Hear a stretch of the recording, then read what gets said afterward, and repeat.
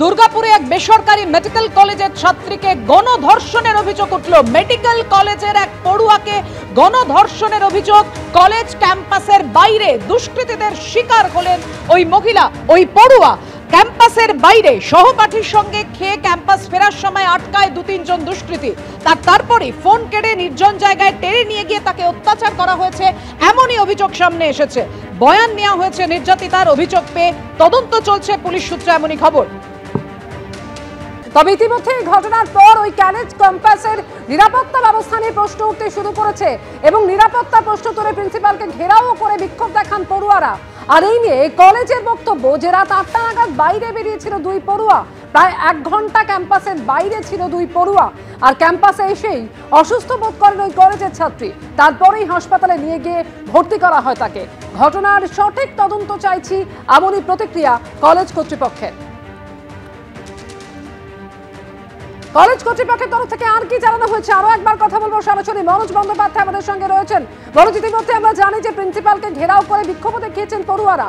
College কর্তৃপক্ষের এখনো পর্যন্ত কি বক্তব্য?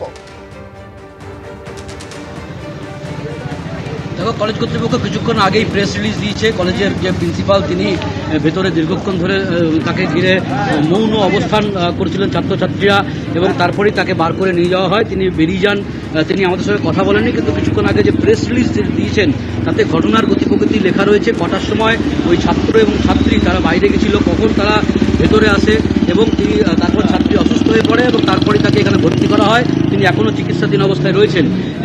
পাশাপাশি যেটা জানাইছে কলেজ কর্তৃপক্ষও যে তারাও তদন্তে সহযোগিতা করবে পুলিশকে এবং তারাও চাইছে এই ঘটনায় যারা দোষী তাদের বিরুদ্ধে যেন অবিলম্বে ব্যবস্থা নেওয়া হয়। ক্যাম্পাসের বাইরে ঘটেছে ঘটনা, সেই জন্য কলেজ কর্তৃপক্ষ বলছে তাদের নিরাপত্তার গাফিলতি তারা মানতে চাইছেন না এই গোটা বিষয়টি।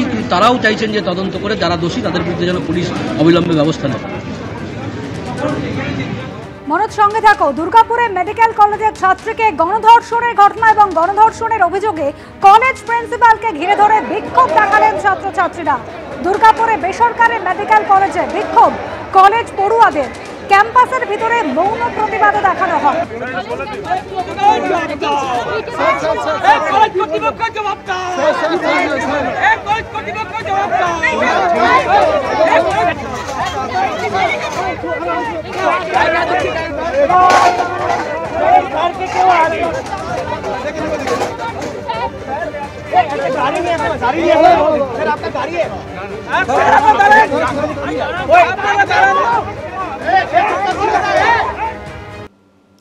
খড়গপুরে তৃণমূল বনাম তৃণমূল পঞ্চায়েত অফিসের মধ্যেই নেত্রীদের খণ্ডযুদ্ধ। তৃণমূলের পঞ্চায়েত প্রধানকে চুলের মুঠি ধরে জুতো পেটা করলেন তৃণমূলেরই পঞ্চায়েত সদস্যা। মুখে মাখিয়ে দেওয়া হলো কালি। পরিস্থিতি এমন জায়গায় পৌঁছয় যে খড়গপুর 2 নম্বর ব্লকের জয়েন্ট বিডিও ও পুলিশকে সেখানে যেতে হয়। তারপর পরিস্থিতি নিয়ন্ত্রণে আসে। প্রকাশ্যে জুতো পেটা, বেধড়ক মারধর। তৃণমূল পরিচালিত খড়গপুর 2 নম্বর ব্লকের চাঙ্গুয়াল পঞ্চায়েত অফিসের ভেতরে তৃণমূলের পঞ্চায়েত সদস্য সুজাতাদের হাতে মারধর খেলেন তৃণমূলেরই পঞ্চায়েত প্রধান দীপালি সিংহ। অভিযোগ, এলাকার উন্নয়নমূলক কাজ নিয়ে বাধা দেওয়া নিয়েই বাধে বচসা, যা করায় মারামারিতে। পঞ্চায়েত অফিসের মধ্যেই তৃণমূল বনাম তৃণমূল, একেবারে খণ্ডযুদ্ধ। আমাদেরই একজন পঞ্চায়েত মেম্বার, তিনি আমার কাছে এসেছিলেন, এসে বলেছেন যে ওনার একটা কাজ, মানে গার্ডওয়াল একটা কাজ আছে, যেটা হচ্ছে উনি এইবারে করতে চাচ্ছেন। উনি প্রি প্ল্যান করে এসেছিলেন। এই যে কালি উনি উনি কালিটা আমার গায়ে ছিটাবে বলে এসেছিলেন এবং হাতে মেখেছেন, মেখে আমার গালে লাগালেন। লাগিয়ে আমি যখন কালিটা আমার ঢালবে, আমি তখন এমন ধাক্কা মেরেছি, ওই যে দেখুন ওই পাশে গিয়ে ধাক্কাটা লেগেছে। একটা চীনামাটির টপ তুলে এনে আমার মাথায় আঘাত করেছে। এবার মাথায় আঘাত করার পর আমাকে চিড়েছে নখে টকে, এবং মুখে কালি লাগিয়েছে আমাকে, এবং পুরো জামা ওড়না দোপাট্টায় পুরো কালি লাগিয়ে দিয়েছে। অঞ্চল অফিস জিপি গ্রুপে আমি পুরো তালা ঝুলে রেখে দিয়েছি। তো এবার ঝুলানোর পর আমি পুরো পাবলিককে ডেকেছি। আমরা সবাই তৃণমূল, তো ওনাদেরকে ডাকার পর ওনারা এসেছে। ওনারা আসার পর এবারে প্রধানকে জিজ্ঞাসা করেছে যে আমাদের পঞ্চায়েতের গায়ে কেন হাত তুলেছে, এটা বলতে তখন ওনারা মেরেছে 1-2 ঘা করে। পঞ্চায়েত অফিসেই তৃণমূলের 2 নেত্রীর মারধরের ছবি প্রকাশ্যে। মারছেন তৃণমূলের পঞ্চায়েত সদস্য, মার খাচ্ছেন তৃণমূলের পঞ্চায়েত প্রধান। যদিও তৃণমূলের পঞ্চায়েত প্রধানের দাবি এর নেপথ্যে নাকি রয়েছে বিজেপি। আমি জানি এখানে বিজেপি এর পেছনে রয়েছে এবং আমার যে বিরোধী দলনেত্রী সেখানেই বসেছিলেন, তাদেরই প্ররোচনায় এবং তারা প্রি প্ল্যান করে এসেছিলেন। ওদের নিজেদের মধ্যেই উত্তেজনা হচ্ছে, ওদের গোষ্ঠীদ্বন্দ্ব হচ্ছে। তো নিজেদের সমস্যা নিজেরা না মিটাতে পারলে তখন কি করছে, তখন বিজেপিকে টানছে। হ্যাঁ, ওইটা পুরো মিথ্যা কথা। যখন ওরা নিজেদের মধ্যে পাচ্ছেন না, নিজেদের ঘরে আগুন লেগেছে, তো সেই আগুন নিভাতে না পেরে সেটাকে টার্গেট করছে বিজেপি, এরা প্ররোচনা দিচ্ছে, তার জন্য হচ্ছে। খবর পেয়ে খড়গপুর 2 নম্বর ব্লকের জয়েন্ট বিডিও দীপঙ্কর রায় ও খড়গপুর লোকাল থানার পুলিশ পৌঁছয়। এরপর স্বাভাবিক হয় পরিস্থিতি। বিশ্বজিৎ দাসের রিপোর্ট, এবিপি আনন্দ, পশ্চিম মেদিনীপুর। বৃহস্পতিবার এ রাজ্যের মুখ্য নির্বাচনী আধিকারিকের বিরুদ্ধে বিস্ফোরক অভিযোগ তুলেছিলেন মুখ্যমন্ত্রী।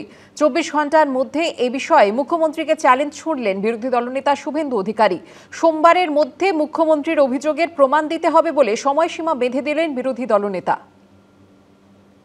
এখানে যিনি সিইও স্টেটের থেকে যিনি গেছেন, যিনি যার বিরুদ্ধে অনেক কিছু অভিযোগ আছে, যেটাকে আমি রাজনৈতিক ভাষাও বলবো না, গুন্ডাদের ভাষা বলে বলবো।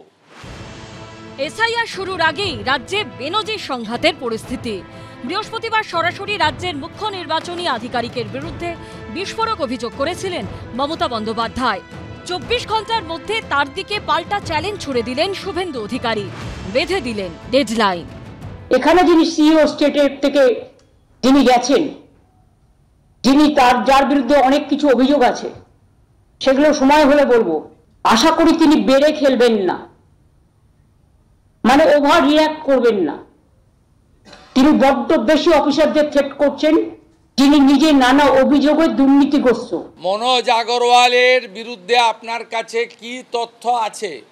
আপনি যদি সোমবারের মধ্যে মনোজ আগরওয়াল মহোদয়ের দুর্নীতি প্রকাশ করতে না পারেন, আপনাকে সোমবার বিকেল 5টা অবধি টাইম দিয়ে গেলাম। প্রমাণ দিতে হবে আপনাকে। প্রমাণ না দিলে দেওয়ালির পরে কয়েক হাজার লোক নিয়ে আসবো। পাল্টা শুভেন্দু অধিকারীকে জবাব দিয়েছে তৃণমূল, যদিও তারপরও নিজের আক্রমণে অনড় বিরোধী দলনেতা। শুভেন্দু অধিকারী বিরোধী দলনেতা এবং বিজেপি নেতারা চূড়ান্ত হতাশাগ্রস্ত, অবসাদগ্রস্ত রাজনীতি করছেন। তারা এক একটা নির্বাচন এলে এক এক রকম হুমকি দেন। একবার দেন দিল্লির নির্বাচন কমিশন ভোট করবে, এবার দেখব, করেছে, ওরা হেরেছে। সেন্ট্রাল ফোর্স দিয়ে ভোট করাবো, করিয়েছে, হেরেছে। এবার ভোটার লিস্টটাকে কারচুপি করার নানা চেষ্টা, এগুলো করতে গিয়ে ওদের যে এখন জাতক্রোধ হয়ে গেছে, ওদের সব চক্রান্তগুলো ফাঁস হয়ে গেছে, সেই কারণে এই ধরনের আচরণ করে বেড়াচ্ছে। করে থাকলে কি দুর্নীতি, তার প্রমাণ কি?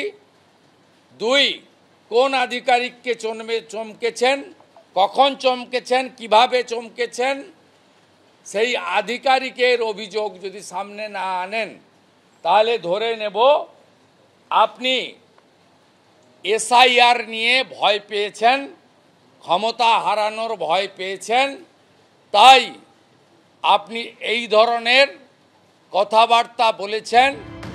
সূত্রের খবর, আগামী সপ্তাহ থেকেই পশ্চিমবঙ্গে শুরু হয়ে যাবে এসআইআর। 3 মাসের মধ্যে শেষ হবে গোটা প্রক্রিয়া।